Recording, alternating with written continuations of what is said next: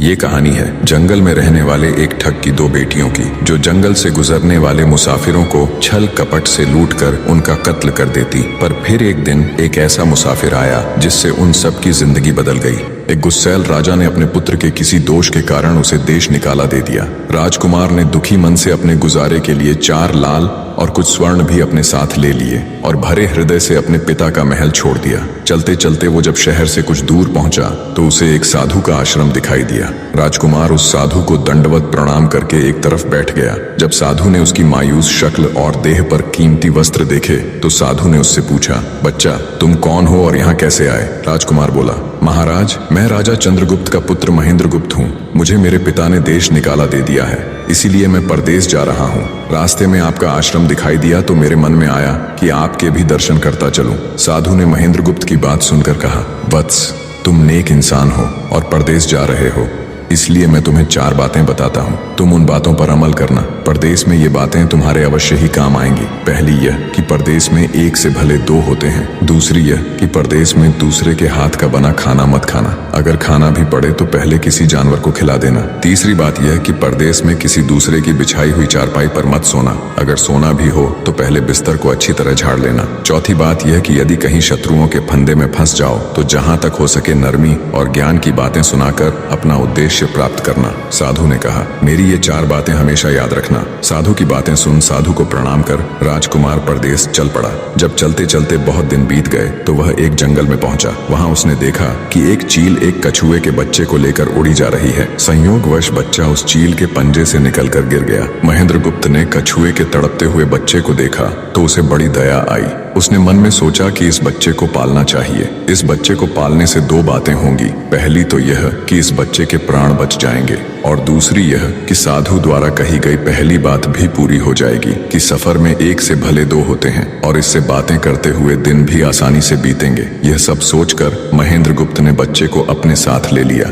अब सफर में उसके साथ वह कछुए का बच्चा भी हो लिया। कुछ दिन के सफर के बाद राजकुमार को एक अच्छा सा स्थान दिखाई पड़ा। उस स्थान पर पहुंचकर उसने कुछ खाया पिया और फिर कछुए के बच्चे से बोला, तुम यहाँ बैठे रहना, मैं जरा थोड़ी देर सो लूं। यह कहकर महेंद्रगुप्त एक पेड़ के नीचे सो गया। उसी पेड़ के ऊपर एक सांप और एक कौवा रहते थे। उन दोनों का यह दस्तूर था कि जब कोई मुसाफिर उस पेड़ के नीचे ठहरता तो सांप उसे डस लेता और कौवा उसकी आंखें निकाल लेता। नाग ने जब सोते हुए मुसाफिर को देखा तो पेड़ के नीचे उतरा और राजकुमार को डस लिया। सांप के डसते ही तुरंत राजकुमार के प्राण पखेरु उड़ गए। कुछ देर में जब कछुए की नजर महेंद्रगुप्त पर पड़ी तो वह उसे मरा देखकर बहुत घबराया और महेंद्रगुप्त के ऊपर बैठकर रोने लगा। तभी कौवा भी पेड़ से नीचे उतरा और ज्यों ही उसने महेंद्रगुप्त की आंखें निकालनी चाही त्यों ही कछुए ने झपटकर कौवे की गर्दन को मुंह से पकड़ लिया। कौवे ने बहुत जोर लगाया मगर कछुए ने उसे नहीं छोड़ा। तब कौवे ने सांप को पुकारा। कौवे की आवाज सुनकर सांप आ गया।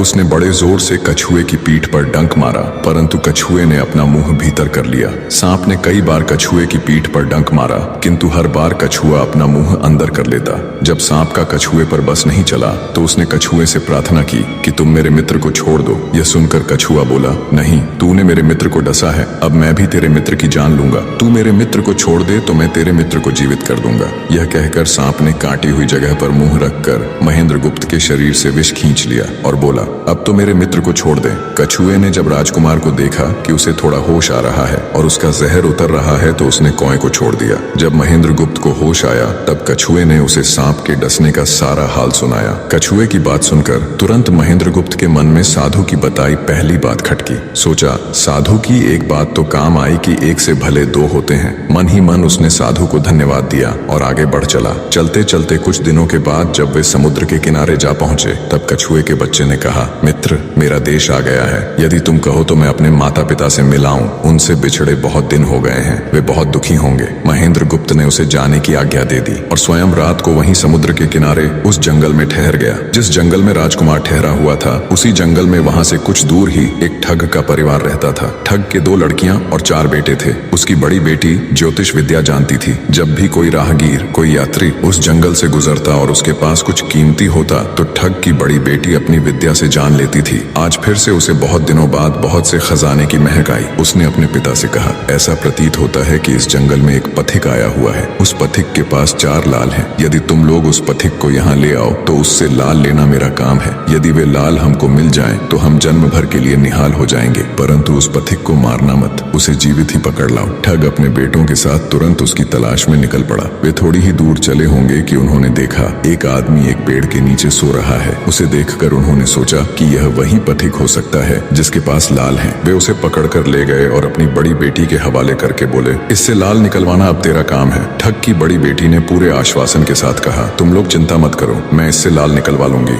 ठग की छोटी बेटी ने जब महेंद्रगुप्त को देखा तो वह दिलोजान से उस पर मोहित हो गई। पहली ही नजर में वो अपना दिल उस नौजवान राजकुमार को दे बैठी। भाइयों के डर से कुछ कह तो न सकी, लेकिन मन ही मन उसको बचाने की युक्ति सोचने लगी। कुछ देर बाद ठग की बड़ी बेटी ने खाना बनाया और उसमें जहर मिला दिया। वही खाना उसने महेंद्रगुप्त को परोस दिया। जब थाली महेंद्रगुप्त के सामने आई तो उसने खाने के लिए निवाला तोड़ जैसे ही उसे खाने को हुआ, तभी उसे साधु की कही गई दूसरी बात याद आई। उसने थाली में से थोड़ा सा भोजन निकालकर कुत्ते के सामने डाल दिया। जैसे ही उस खाने को कुत्ते ने खाया वो तुरंत मर गया। यह देखकर महेंद्रगुप्त ने भोजन नहीं किया। उसने अपने मन में सोचा कि साधु की दूसरी बात भी काम आई। अपनी इस चाल को असफल होते देखकर ठग की बड़ी बेटी को गुस्सा तो बहुत आया, पर वो अपने गुस्से को अंदर ही अंदर पी गई। उसने महेंद्रगुप्त के सोने के लिए पलंग तैयार करवाया और उससे कहा, जाओ पथिक, ऊपर के कमरे में तुम्हारे लिए पलंग तैयार करवा दिया है, अब तुम आराम करो। कई दिनों की सफर की यात्रा के कारण थका हुआ राजकुमार जब ऊपर आया तो उसे बढ़िया धुली हुई चादर पलंग पर बिछी हुई दिखाई दी। सोचा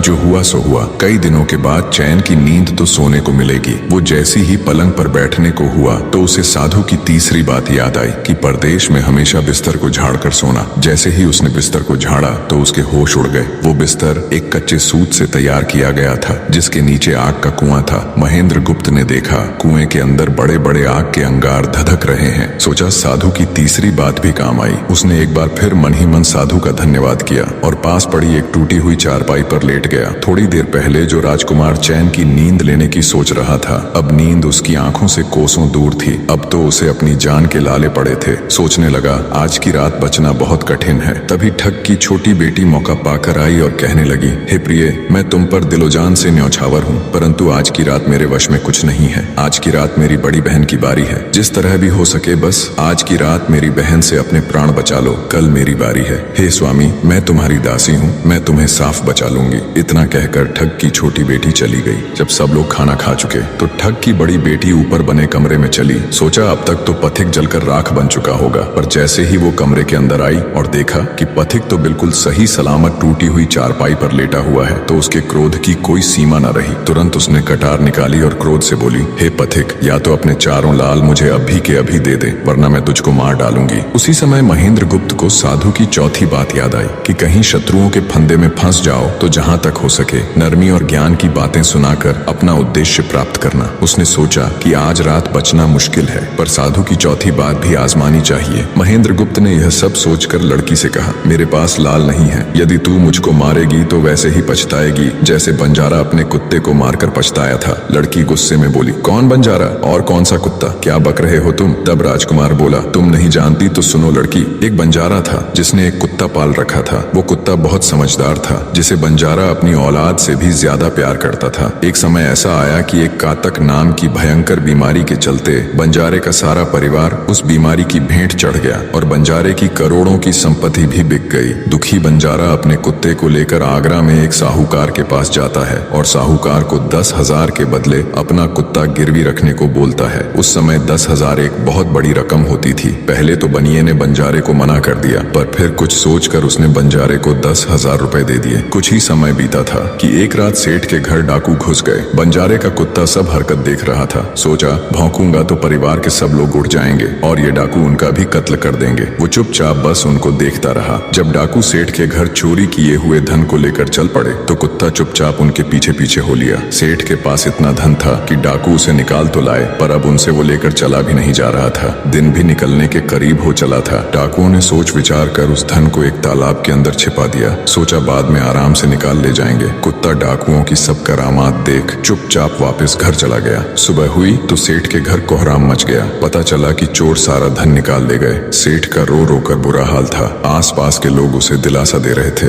सेठ ने रोते रोते कहा, मैंने सुना था बंजारे का कुत्ता बहुत समझदार है, पर ये नमक हराम तो एक बार भौंका तक नहीं। तभी बंजारे का कुत्ता उस सेठ की धोती पकड़कर खींचने लगा। कुत्ते की हरकत देख पास खड़े एक समझदार समझदार व्यक्ति ने सेठ से कहा, सेठ जी, ये कुत्ता कुछ कहना चाहता है, हमें इसकी सुननी चाहिए। और सभी लोग कुत्ते के पीछे पीछे हो लिए। सबको लेकर कुत्ता उसी तालाब के पास पहुंच गया जहां रात को डाकुओं ने सारा धन छिपाया था, और तालाब में घुसकर अशर्फियों से भरी थैली अपने मुंह में दबाकर बाहर आया। तुरंत सेठ के नौकर उस तालाब में कूद गए और चोरी किया हुआ सारा धन बरामद कर लिया। सब देख सेठ आंखों में अश्रु लिए कुत्ते से कहता है, मुझे माफ कर देना, मैंने तुम्हें बहुत बुरा भला कहा। सेठ ने वही कागज मंगवाया और बंजारे के नाम चिट्ठी लिखी, भाई बंजारे, तेरे कुत्ते ने मेरे 10,000 पूरे कर दिए। मैं तेरे कुत्ते को तेरे पास भेज रहा हूँ। अगर तुझे और भी 10, 20, 50 हजार की जरूरत हो तो मेरे पास आकर ले जाना। इतने समझदार कुत्ते को मेरे पास छोड़ने के लिए तहे दिल से तुम्हारा धन्यवाद। बनिया चिट्ठी कुत्ते के गले में टांग उसे नम आंखों से विदाई देता है। कुत्ता घूमता घूमता जब 4-5 दिन बाद बंजारे के पास पहुंचता है तो कुत्ते को आता देख बंजारे के तन बदन में आग लग जाती है। कहता है, मैं तुझे बनिए के पास गिरवी रख कर आया था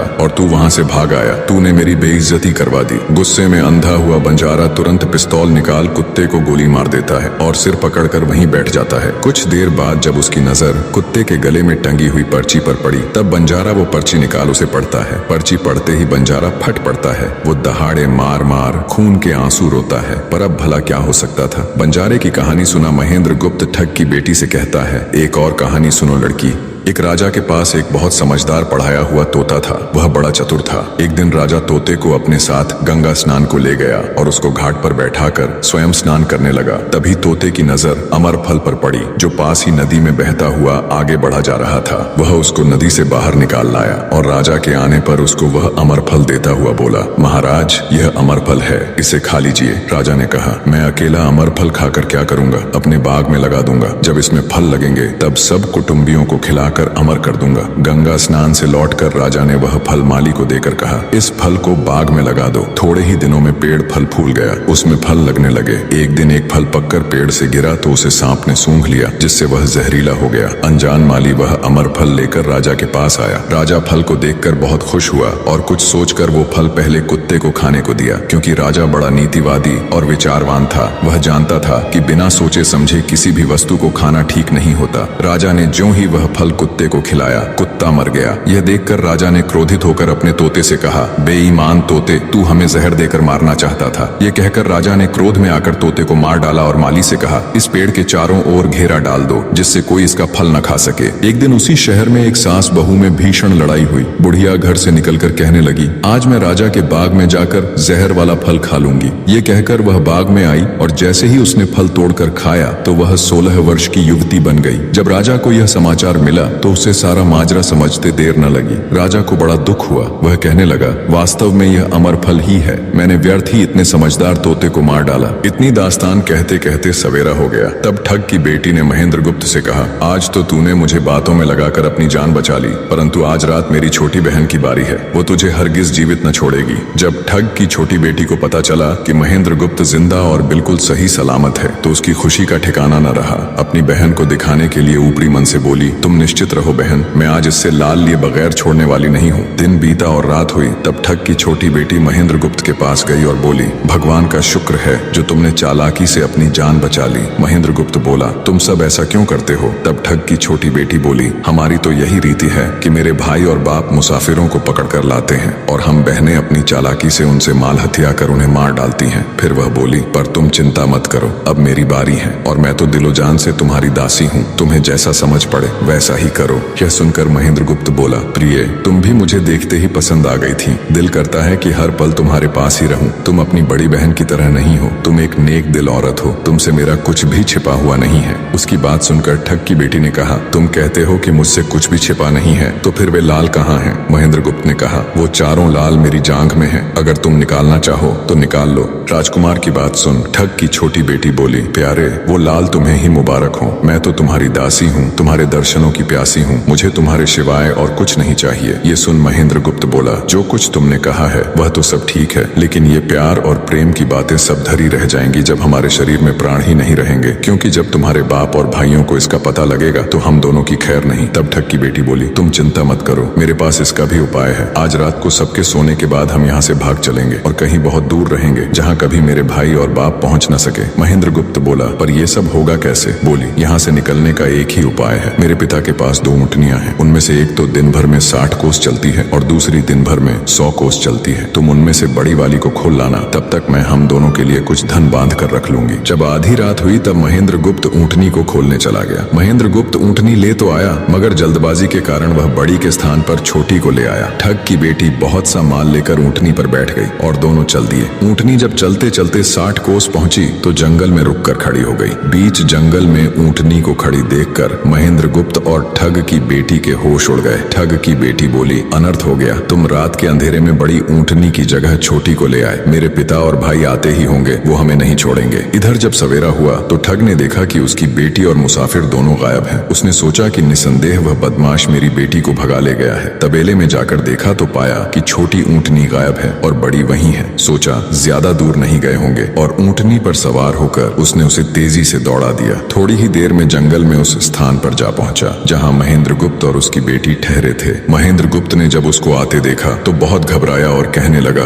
देखो तुम्हारा पिता आ रहा है, अब उससे प्राण कैसे बचेंगे। लड़की ने कहा, घबराओ मत और जो मैं कहती हूँ उसे ध्यान से सुनो। जाओ, जाकर उस पेड़ पर चढ़ जाओ। जब मेरा बाप तुम्हें पकड़ने के लिए आएगा और पेड़ पर चढ़ेगा तो मैं चुपके से बड़े वाली ऊँटनी पर चढ़कर उसको तुम्हारी डाल के नीचे खड़ा कर दूंगी। तुम कूद कर उस पर बैठ जाना। इस प्रकार हम दोनों बचकर साफ निकल जाएंगे। यह सुनकर महेंद्र गुप्त तुरंत पेड़ पर चढ़ गया। तब तक ठग भी वहां आ पहुंचा। पिता को देख उसकी बेटी ने फंड करते हुए कहा, पिताजी ये दुष्ट मुझे धोखे से यहाँ भगा लाया, आप इसे छोड़ना नहीं। ये सुन गुस्से से तिल मिलाया ठग महेंद्र गुप्त को पेड़ पर चढ़ा देखकर ऊँटनी से उतरा और उसे पकड़ने के लिए पेड़ पर चढ़ने लगा। बाप के ऊँटनी से उतरते ही मौका देख ठग की बेटी ऊँटनी पर चढ़कर उसे महेंद्र गुप्त की डाल के नीचे पेड़ के पास ले आई। महेंद्र गुप्त तुरंत कूदकर उस पर बैठ गया। महेंद्र गुप्त के बैठते ही ठग की बेटी ने ऊँटनी को दौड़ा दिया। ठग हाथ देखता रह गया। ठग की बेटी और महेंद्र गुप्त कई दिनों का रास्ता तय कर एक शहर में पहुंचे और दोनों वहीं बस गए। वहां महेंद्र गुप्त ठग की बेटी के साथ आराम से दिन गुजारता रहा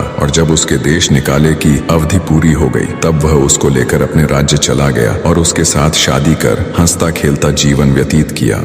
निष्कर्ष, महेंद्र गुप्त और ठग की बेटी की यह कथा हमें यह सिखाती है कि प्रेम और विश्वास का बंधन सबसे मजबूत होता है। जब बुद्धिमत्ता, धैर्य और निस्वार्थ प्रेम मिलते हैं तो असंभव को भी संभव बनाया जा सकता है। जीवन में चाहे कितनी भी कठिन परिस्थितियां क्यों न आए, सही निर्णय, संयम और परस्पर विश्वास हमें हर संकट से बाहर निकाल सकते हैं।